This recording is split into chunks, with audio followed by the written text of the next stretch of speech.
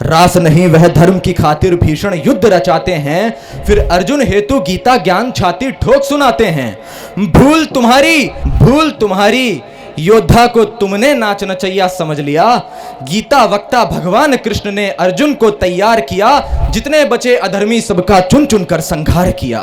ये नौजवान साथी 20 साल की आयु है जिनकी अभी, और ऋषि दयानंद की प्रेरणा से, उनके सत्यार प्रकाश और ऋग्वेद आदि भाष्य भूमिका से प्रेरित होकर के इनको ये यकीन हो गया कि वेद में ही विज्ञान है और विज्ञान का मूल वेद ही है। लेकिन ये यकीन तब तक काम नहीं आता जब तक वो सिद्ध ना हो जाए। तो इन्होंने अपनी युवा वैज्ञानिक बुद्धि को उसको सिद्ध करने के लिए अपनी पूरी श्रम और शक्ति लगाने का एक संकल्प लिया, और इन्होंने मैथमेटिक्स में एक बहुत बड़े सूत्र का आख्यान करके उसको फैला करके, और जब एक नई एक थ्योरी रचना करके भारत के बाहर अमेरिका लंदन के एक बहुत बड़े ऑफिशियल जर्नल में वो प्रिंट करवाई, तब जाकर के भारत के लोगों को पहली बार यह एहसास हुआ कि वेद में से भी निकाल करके आज भी नई से नई विद्याओं को दुनिया के सामने प्रस्तुत किया जा सकता है। और अब इनका संकल्प है कि आईआईटी बॉम्बे के माध्यम से वेद के बहुत सारे ऐसे सिद्धांतों को जो आज के समय में कोई स्वीकार करने के लिए तैयार नहीं कि वेद में विज्ञान है, आपके उस संकल्प के लिए हम आपका स्वागत करते हैं। और निवेदन करूंगा कि वो 2 शब्द स्वामी श्रद्धानंद और अपने मन में आए हुए इन विचारों के शब्द संबंध में रखेंगे। भाई मोहित गौड़ जी युवा साथी हैं, आज जितने भी मंच पे आएंगे सब युवा होंगे, तो इसलिए एक बार तालियों द्वारा इनका अभिनंदन। इनके पिताजी भी यहाँ पर उपस्थित हैं, उनका भी हार्दिक स्वागत है।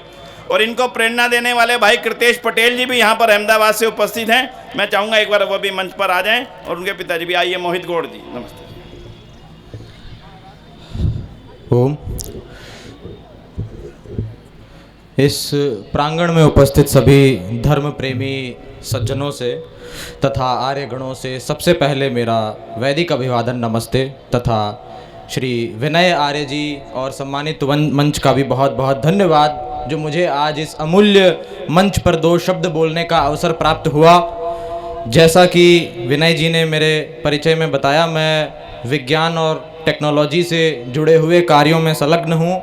आयु मेरी अभी 20 वर्ष है, जो कई लोगों के लिए आश्चर्य का विषय बन जाता है कि मैं इस आयु में ये सब कैसे कर रहा हूँ। और मैं मानता हूँ कि ये जो प्रेरणा है ये मुझे किशोर अवस्था में महर्षि दयानंद सरस्वती जी के ग्रंथ सत्यार्थ प्रकाश से प्राप्त हुई थी, जब उस ग्रंथ में और उनके अन्य साहित्य में भी, जैसे ऋग्वेद आदि भाष्य भूमिका आदि में मैंने पढ़ा कि वेद सब सत्य विद्याओं का पुस्तक है, तो वहाँ से इतना स्पष्ट था कि सब सत्य विद्याओं में सारी गणित, विज्ञान और वे सभी सत्य विद्याएं आ जानी चाहिए जो मोक्ष की ओर आपकी गति करवाती है। विज्ञान के विषय में भी हमारे युवा कुछ दिग्भ्रमित हैं। लोगों को लगता है विज्ञान इज इक्वल टू साइंस, विज्ञान is not equals to science. जैसे रिलीजियन और धर्म एक सस्ता ट्रांसलेशन है, वैसे ही साइंस विज्ञान का एक गलत ट्रांसलेशन है, जहां साइंस में केवल भौतिक जगत की व्याख्या आती है, भौतिक चीज़ों से रिलेटेड नॉलेज आती है। वहीं विज्ञान का अर्थ महर्षि दयानंद जी बताते हैं पृथ्वी तत्व से लेकर ईश्वर पर्यंत तक का समस्त ज्ञान विज्ञान कहलाता है, यानी इसमें भौतिक जगत से लेकर आध्यात्मिक जगत तक की संपूर्ण बातें आ जाती है। इसलिए विज्ञान एक केवल टेक्स्ट बुक का विषय नहीं है, बल्कि ये मुक्ति, मोक्ष और आध्यात्म तक जाने वाला विषय है। और इस पर आगे हम शोध कर रहे हैं और चाहेंगे कि वेद का सूर्य अपने प्रकाश को चारों ओर आच्छादित करे और युवाओं में एक क्रांति के रूप में वैदिक ज्ञान या वैदिक विज्ञान जो है वो फैले। हालांकि मेरा विषय वेद, विज्ञान आदि ये अधिक प्रचलित है, लेकिन फिर भी मेरे कुछ विचार मैं स्वामी श्रद्धानंद जी से जोड़कर श्री कृष्ण तक ले जाना चाहूँगा।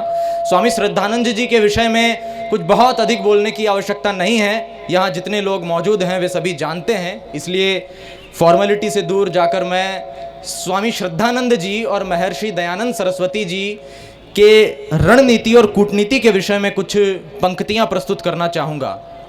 स्वामी श्रद्धानंद जी के जीवन में हमें कई ऐसे वाक्य मिलते हैं जिसे देखकर आम लोग ये समझते हैं या ये सोचने का प्रयास करते हैं कि उन्होंने ये कार्य किस मानसिकता में किया, या उन्होंने अपने यज्ञशाला में अजान या नमाज पढ़ने की अनुमति क्यों दी, या कई ऐसी बातें जो आम लोगों को समझ नहीं आती और वो रणनीति और राजनीति जैसी लगती है।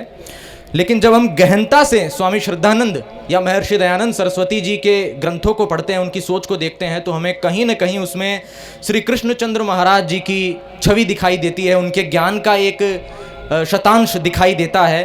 और मुझे लगता है कि आज ज्ञान विज्ञान के साथ यदि राजनीतिक स्तर पर हमें वेद की इस आज्ञा को साकार करना है, इंद्रम वर्धन्तो अप्तुरः कृण्वन्तो विश्वमार्यम, तो हमें श्री कृष्ण के रणनीतिक, राजनीतिक और कूटनीतिज्ञ वाले स्वरूप को लोगों के बीच उजागर करना होगा। आज हमने जितने भी वर्ष पूरे किए हैं आर्य समाज में या और अन्य जितने हिंदू संगठन संघर्ष कर रहे हैं अपने अस्तित्व को बचाने के लिए, तो वे एक बहुत ही शुभकामना का विषय है, बहुत ही साधुवाद का विषय है। मुझे लगता है कि श्री कृष्ण के आर्य समाज के जो सिद्धांत हैं, जो श्री कृष्ण पर उनका शोध रहा, उसके आधार पर मैंने एक काव्य रचना की है जिसे मैं यहाँ प्रस्तुत करना चाहूँगा, जो मुझे लगता है कि भविष्य में संपूर्ण युवाओं के लिए, पूरे भारत के आर्य राजनीतिज्ञों के लिए, कूटनीतिज्ञों के लिए, स्ट्रेटेजिस्ट के लिए और पॉलिटिशियंस के लिए एक बहुत बड़ा मार्ग प्रशस्त कर सकती है, जिसे मैं इस मंच से प्रस्तुत करना चाहूँगा। रास नहीं वह धर्म की खातिर भीषण युद्ध रचाते हैं, रास नहीं वह धर्म की खातिर भीषण युद्ध रचाते हैं, फिर अर्जुन हेतु गीता ज्ञान छाती ठोक सुनाते हैं। रास नहीं वह धर्म की खातिर भीषण युद्ध रचाते हैं, फिर अर्जुन हेतु गीता ज्ञान छाती ठोक सुनाते हैं। भूल तुम्हारी योद्धा को तुमने नाच नचैया समझ लिया, गीता वक्ता भगवान कृष्ण ने अर्जुन को तैयार किया, जितने बचे अधर्मी सबका चुन चुन कर संहार किया। रास नहीं वह धर्म की खातिर भीषण युद्ध रचाते हैं, फिर अर्जुन हेतु गीता ज्ञान छाती ठोक सुनाते हैं। भूल तुम्हारी ज्ञाता को तुमने नाच नचैया समझ लिया, गीता वक्ता भगवान कृष्ण जिन्हें अर्जुन को तैयार किया, जितने बचे अधर्मी सबका चुन चुन कर संहार किया। यत्र विश्व युद्ध और कृष्ण है निशस्त्र, यत्र विश्व युद्ध और कृष्ण है निशस्त्र, फिर भी हो अभय अटल कर रहे उपदेश सत्र। यत्र विश्व युद्ध और कृष्ण है निशस्त्र, यत्र विश्व युद्ध और कृष्ण है निशस्त्र, फिर भी हो अभय अटल कर रहे उपदेश सत्र। जब युद्ध चित्र था विचित्र पर प्रखर थे वो सर्वत्र, जब युद्ध चित्र था विचित्र पर प्रखर थे वो सर्वत्र, शिशुपाल के भी समक्ष निष्कलंक निज चरित्र, षड्भेद राजनीति से जो कर चुके थे भू पवित्र, ऐसे ही तो सिद्ध थे प्रबुद्ध थे वो युग के मित्र, ऐसे ही तो सिद्ध थे प्रबुद्ध थे वो युग के मित्र।